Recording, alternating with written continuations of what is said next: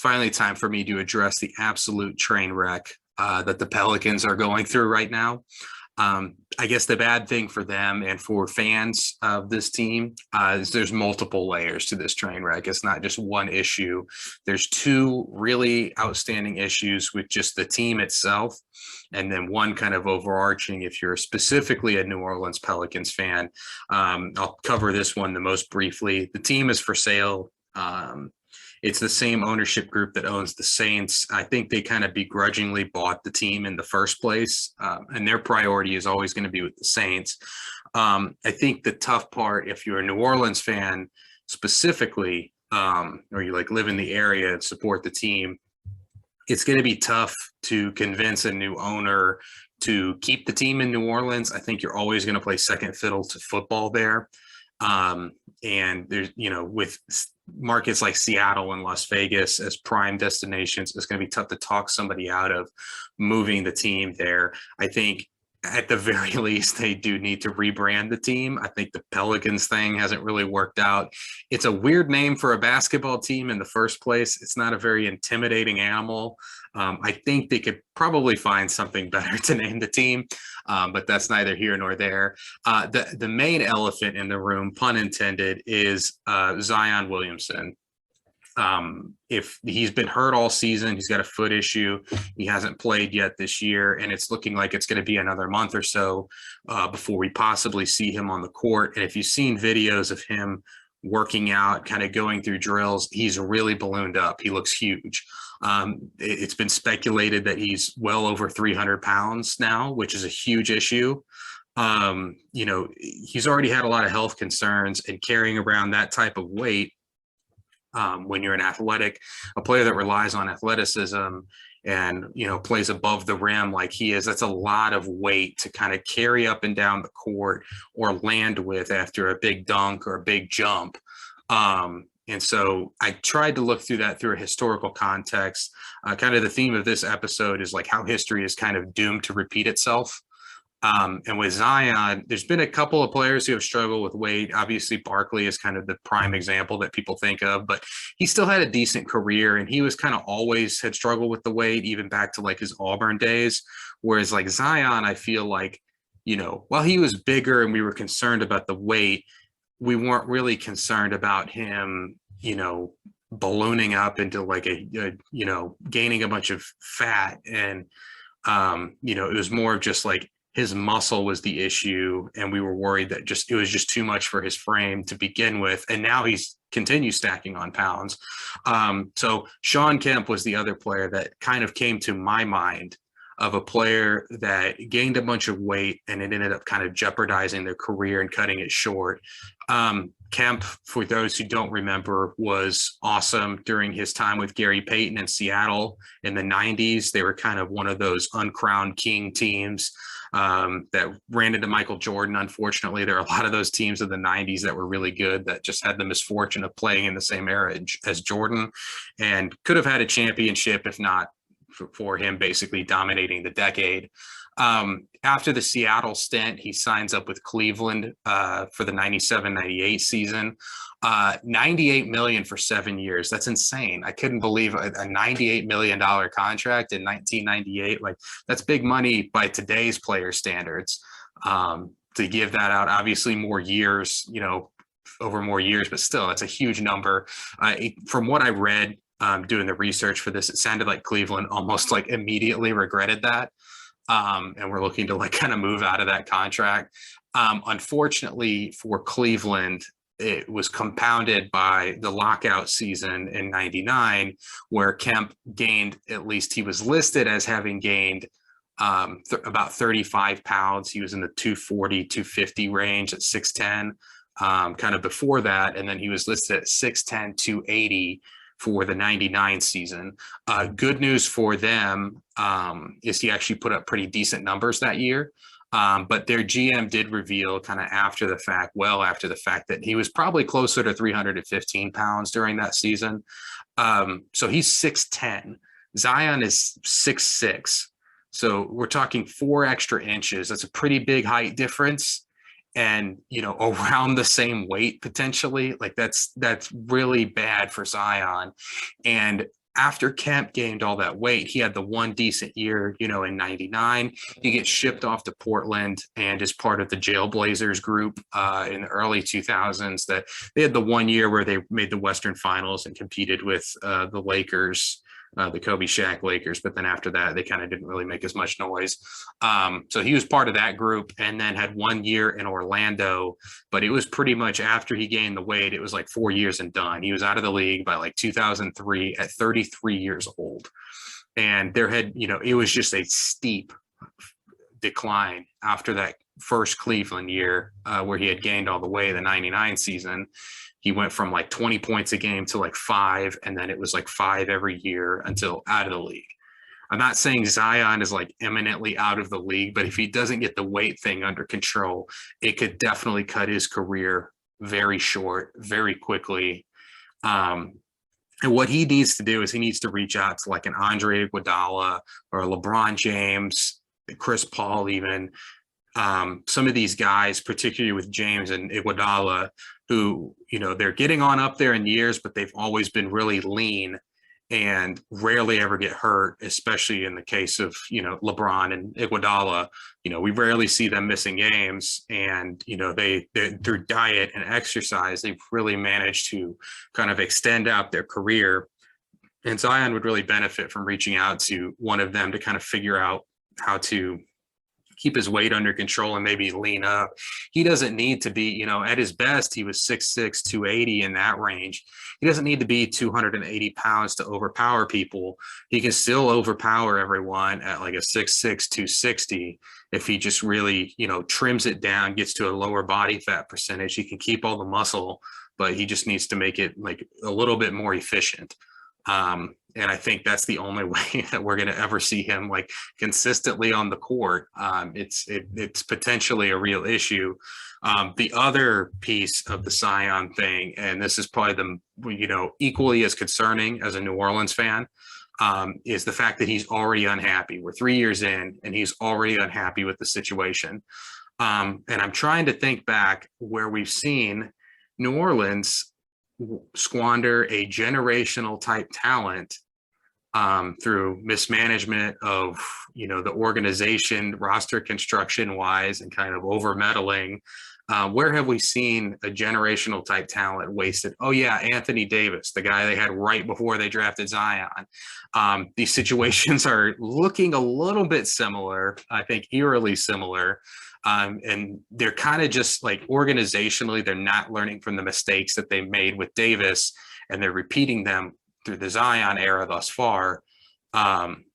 What's the weirdest thing about that is it's different GMs now. We had Dell Demps back in the Davis era. Now we have David Griffin, who I am yet to be convinced, despite ESPN's best efforts, to think that he's a good GM. I've just not seen a lot of results. I'm not going to give him too much credit for the Cleveland LeBron era, just because, LeBron makes a GM and coach's job pretty easy, especially because he's always giving his input and you kind of just have to do what he wants. So, this New Orleans situation has not been, it's been nothing short of disaster so far. They've done as bad as they possibly could, given that they were, gifted the number 1 pick in the draft, and it was Zion. So let's go back in time to 2011, the Chris Paul era. They've kind of pulling the plug on that. Chris Paul is kind of pulling the plug on them. They trade him for Eric Gordon, Chris Kaman, and Al-Farouq Aminu, 2 firsts and 2 seconds. I think the 2 first thing is laughable, because if you were to trade for like a prime Chris Paul in today's league, it would take like 6 to 8 first round picks to get that done. To get him for 2, like what a steal. Eric Gordon, at the time, still a young player. I think he was still on his rookie deal, I believe. Great potential as a scorer. He had some injury issues, but still to get back like a blue chip prospect like that for Chris Paul, they could have done a lot worse. Chris Kaman was a solid center. And Al-Farouq Aminu still at that time was seen as like a raw prospect type player. And he's had a good career. So I think they get back a decent haul for that. They draft Anthony Davis in that draft, and the pick that they got back, they select Austin Rivers at 10. Now, you might expect me to go kill them for the Austin Rivers pick. Looking back at that draft, I mean, that was around the time that we would have expected him to be picked, and the players around him, not much better or not much worse than what you got from Austin Rivers in a lot of cases. So not going to beat them up too much over that pick. Just a little bit of context of who they could have had. They could have drafted Chris Middleton or Draymond Green. Both of those guys went in the second round, so it wasn't as if they were like, reaching for Austin Rivers and left some good quality, what was thought of as at the time as good quality players. Obviously, having Anthony Davis and Draymond Green would have been really fun. They also bring in Tyreke Evans, 4 years, $44 million off of his rookie deal. At the time, I was always really high on Tyreke Evans. He had an awesome rookie season, like a historically awesome rookie season. And then after that, the Kings kind of just messed up that whole situation where they were constantly switching coaches and switching his role out. And he went from playing point guard to small forward to shooting guard, back to point guard, back to small forward. And it just like kind of they never defined his role. And for a young player, it's tough to kind of play in a situation where your role is constantly being changed and you're constantly having new coaches.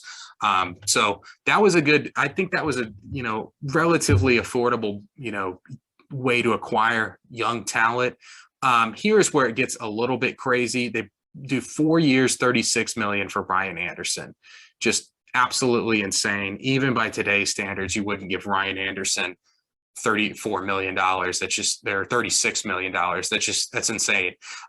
They also matched the offer sheet on Eric Gordon. He got offered a contract, 4 years, $58 million to Phoenix. But since he was on his rookie deal, they had the option to match that. They did. I couldn't find any articles confirming this, but I remember at the time, I don't think he wanted them to match that, Eric Gordon. I think he was ready to go to Phoenix. He was already frustrated with the New Orleans situation, and he just wanted out. They didn't do that. And the Eric Gordon thing, for New Orleans' perspective, it wasn't a bad decision necessarily. The injuries just really hampered his career. I mean, he was always a bucket scorer or a bucket getter, and injuries just completely derailed that. Even when you watch him today with the Rockets, even though he's a lot older now, like he can still get buckets. So that was just an unfortunate bit of luck for them. But here's where it kind of starts to fall apart. So, Davis's rookie season, 2012, 2013 season, they brought in young players, even Tyreke Evans is pretty young. They've got Eric Gordon, they're developing Austin Rivers. They're doing all the right things so far. Is when you have a player like Davis or Zion, you want to kind of bring in young players to develop around them, early on, because if they're as good as you think they could be, you're probably going to be winning a few more games and less likely to be picking in the top of the draft. So 2013 draft rolls around and they have the 6th pick. They end up taking Nerlens Noel, they then ship off with an additional unprotected 1st round pick. They ship them off for Drew Holiday. Drew Holiday's still fairly young at the time. He ends up making his only All-Star game that next year with New Orleans. So not necessarily a horrible decision, but it ends up becoming kind of the theme of their decision making going forward, where they're trying to win right now. We're like, Davis is really good. We need to get veteran talent around him right away so that we can make playoff pushes. But historically, we don't ever really see 21, 22-year-old, even 23-year-old players making deep championship type runs into the playoffs. It just doesn't happen. So you just need to focus on building up a quality team and getting some young guys in who can grow around with Davis. They elect to not go in that direction.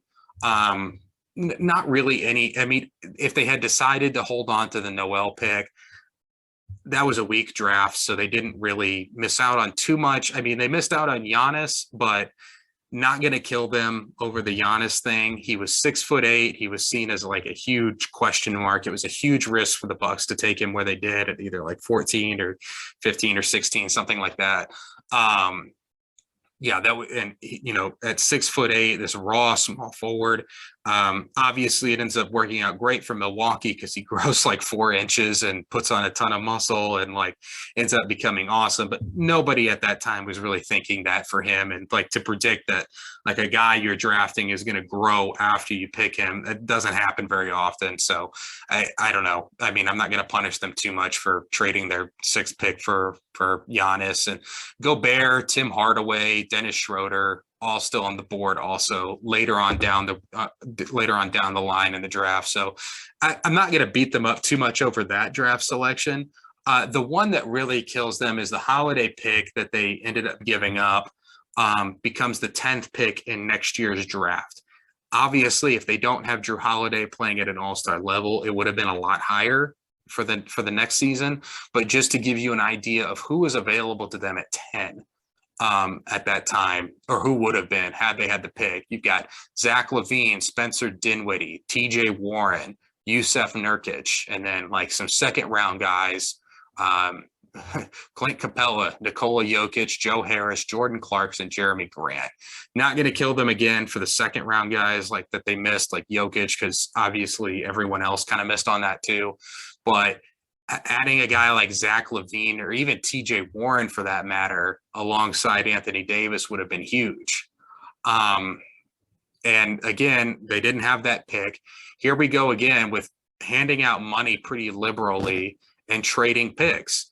So they're going to trade their 2015 first round pick. They bring in Omer Asik for that pick. He's on a bad contract in Houston. Houston is eager to get out of that. New Orleans is like, sign me up. We'll give you a first round pick. They end up compiling his bad contract by re-signing him at 5 years, $60 million. They're also able to get Davis back, 5-year contract after his rookie deal. So, here we are. We've drafted Davis in 2012, and they've not taken another first-round selection as a rebuilding team. I mean, they basically were starting from the ground floor. Besides the Davis and Rivers piece in 2012, they've not taken a player in 2013, 2014, or 2015 now. So now 2016 rolls around. They have another bad year. They end up drafting Buddy Hield. They could have had Jamal Murray. So I think he was the pick after that. So could have been obviously a lot better there. And then this is the offseason where the huge cap spike hits and they continue to make bad decisions with their money. They bring in Solomon Hill, 4 years, $48 million. Etuan Moore, 4 years, $34 million. Langston Galloway, 2 years, $10 million. Now they end up trading Langston Galloway later that year and bring in DeMarcus Cousins, who they also gave up Buddy Hield for. I think they also gave up Tyreek Evans in that deal, but at that time it was clear that that was not working out. So they bring in DeMarcus Cousins. So they do the Hail Mary there. At that point in time, the league had already kind of moved away from the two big man thing. So it was a bit of a strange move. I think it could have worked a little bit because both of them are skilled big guys and were at the time. So I think it would have been tough for teams to match up with them, but we never get to see that kind of come to fruition because Cousins gets hurt, tears the Achilles, and he's done for the year. And he's on a contract year and they let him walk. So they gave up they gave up Buddy Hield and, a really promising young player at the time. And for a couple games of DeMarcus Cousins, I mean, they should have brought him back and let it try and work out, but they don't.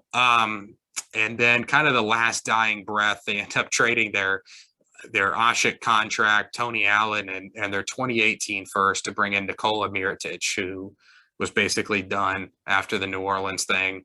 I don't even remember him being in New Orleans. So, from 2012 to 2018, they've done basically nothing with Anthony Davis. They only go through two different coaches, but here's the real kicker: only 2 trips to the postseason and only 1 trip to the second round. I think that was in the year that they traded for DeMarcus Cousins. So maybe they could have made a deep run with him, but we never got to see that. So 1 trip to the second round is the best they have to show for.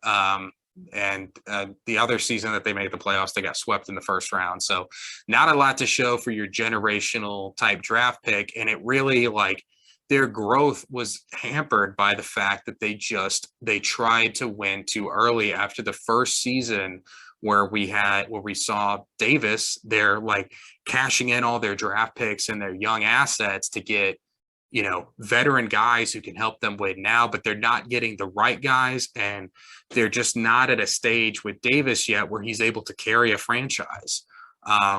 So now going back to like present day. So they draft Zion with the first pick after trading Davis. They get back a decent haul.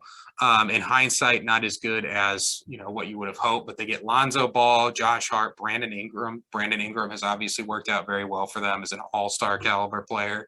They get the fourth pick in the draft. They get a 2021 first and 3 pick swaps for 23, 24, and 25.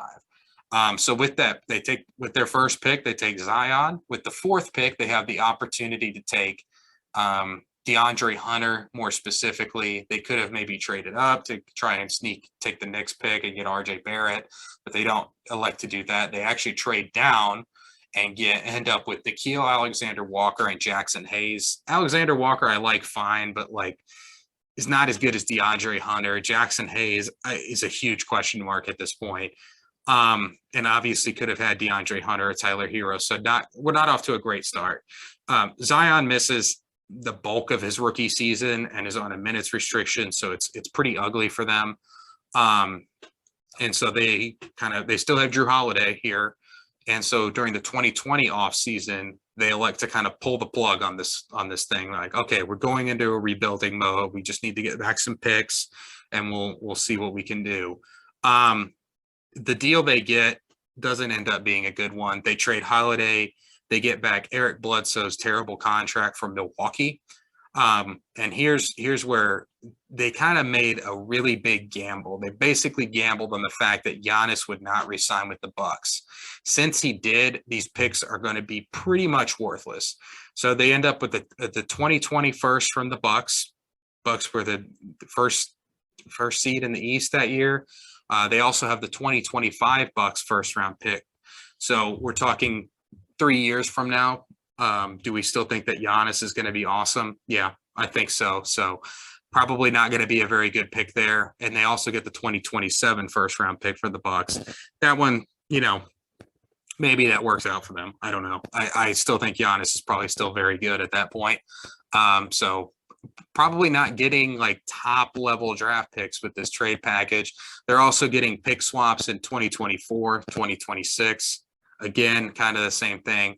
Bucks should be really good. I don't see any case for the Pelicans being better than the Bucks to a significant degree where that pick swap really makes a huge difference in either of those years. Part of that deal, they also bring in Steven Adams, 2 years, $35 million, which still astounds me to today. Because if you have Zion Williamson, why do you want to bring in a non-shooting center who is just going to clog up the paint for him? I don't get it. So last season, Zion is awesome. It's clear that he's really good and is, in a stage where you can start to maybe think about they think they're in a stage where they can start to maybe think about winning. So they're like, nope, we're not rebuilding anymore. We need to get off these bad contracts. We need to bring in guys who can help us. Damn the young assets and draft picks. We don't need them anymore. So they've kind of reverted back to this, we need to be competitive right now type scenario instead of just continuing to stockpile the young assets, maybe trading picks to move up in drafts to take, higher quality players if you're picking in back halves of drafts. So they end up trading Eric Bledsoe, who they just acquired a year ago from, back from Milwaukee. Steven Adams, who they elected to sign, they're like, we got to get out of these 2 contracts. They trade the 10th overall pick, and they end up with Jonas Valanciunas, who is kind of a wash with Steven Adams in terms of fit alongside Zion. They get back the 17th pick, so they move down 7 spots and get out of those 2 bad contracts. But they also trade a 2022 first round pick, top 10 protected, for Devontae Graham. The chance to sign Devontae Graham to 4 years, $47 million. I don't know who they were bidding against for Devontae Graham. I don't think anybody was going to pay him that. And I don't really think he's that good, but if they were convinced that he was that good and they didn't want to pony up for Lonzo Ball, whatever. But the real kicker is they let Lonzo Ball go in a similar sign and trade type situation, but only get back a second round pick. So they downgrade at point guard and they spend a first round pick to get a second round pick back and a worse point guard. Like, what sense does that make? I know they're saving a little bit of money with Devontae Graham, but not enough to make me feel good about that. And then the real kick in the teeth for the Bledsoe part of it, which they gave up, they moved back in the draft to get rid of that Bledsoe contract, is the Grizzlies turn around, who they traded him to, and flip him for, nothing. They don't, it doesn't cost them anything to get out of that. They send him to the Clippers. So like, why didn't New Orleans do that? So here we are. Zion has been drafted. He's had 3 coaches in 3 years, and we've already changed from rebuilding to like, let's win right now, despite Zion having barely played any games for them. It's completely ass backwards. I guess the good news for them this season, I guess if you're planning for the future, they do have their draft pick for this upcoming draft, and they have 1 win on the season. As of Friday when I'm recording this. Now I saw they played Memphis on Saturday, so I don't expect them to increase their win total over the weekend. Kind of the as tumultuous as the Anthony Davis era was, and as quickly as it seemed to have come to an end for them, still played 466 games over 7 seasons. I don't think there's any chance that Zion hits anywhere near 466 games played for this franchise at the rate they're going. I think he has a real reason to be upset with this. And it's not the fact that like they're not winning games. It's the fact that they're not winning games and they're not setting that they're not rebuilding with a purpose. Like if you're not winning games and the idea is to develop your young guys and, continue to stockpile assets, then at least you have an argument like, okay, Zion, by the time your rookie deal is up, we'll be trending in the right direction. Well, they're cashing in a lot of those young assets, and they're, in the case of Lonzo Ball, he was a key piece of the Anthony Davis trade, and they just let him walk out the door. And they ended up giving up assets to basically downgrade at that position. And it just doesn't make sense. So like he's looking around like, what is the plan here? What are we doing? And I think he has legitimate reasons to be kind of soured by this situation. I hope he can get the weight thing under control and start to play, but I almost hope he gets out of the New Orleans thing, because I think that's probably not good for, I think if he was in a better situation, maybe he would be more inspired to keep the weight thing under control. And with the weight thing, like to kind of, extend an olive branch to him, I guess, he has a foot injury, so it's not as if he can get out of the track and do a bunch of cardio, but he still needs to kind of nutritionally try and dial back the weight gain. Every time he's injured, he can't be just ballooning up. Like it's just going to cause more issues for him down the line. But yeah, that will be Chris Paul wasted in New Orleans, Anthony Davis wasted, and Zion wasted if he ends up bouncing. So 3 generational players in very quick succession, or at least generational talent levels in the case of Zion, wasted in New Orleans, where they just can never seem to figure it out.